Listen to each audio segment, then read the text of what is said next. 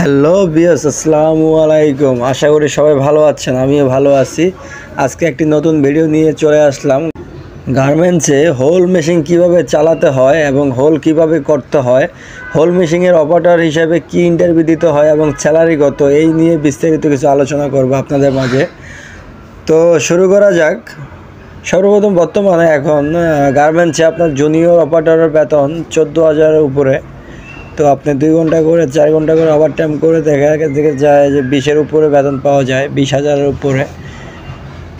তো আপনার ইন্টারভিউ হিসেবে আপনাকে ফার্স্ট টাইম কোয়েশ্চেন করবে যে আপনি নাম কি, বাড়ি কোথায়, আগে কোথায় চাকরি করছেন এবং কত বছর চাকরি করছেন।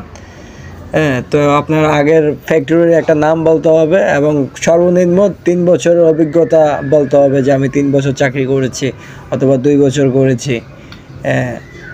ভালো করে স্ট্রেট ফরওয়ার্ডভাবে বলতে হবে। তো আপনাকে প্র্যাকটিক্যালি অফিসের ভিতরে নিয়ে যাওয়ার পরে আপনাকে মেশিন দেবে, হোল মেশিন।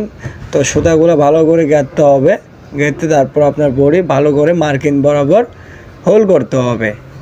কোনো নাড়াচাড়া করা যাবে না, 100% মার্কিং ফলো করতে হবে। আমি আপনাদের মাঝে একবার ইজিলিভাবে তুলে ধরছি বিষয়টি ভিডিও আকারে। তো ভিডিওটি যদি আপনি ভালো করে দেখেন অবশ্যই আপনি বুঝতে পারবেন কিভাবে হোল করতে হয় গার্মেন্টসে।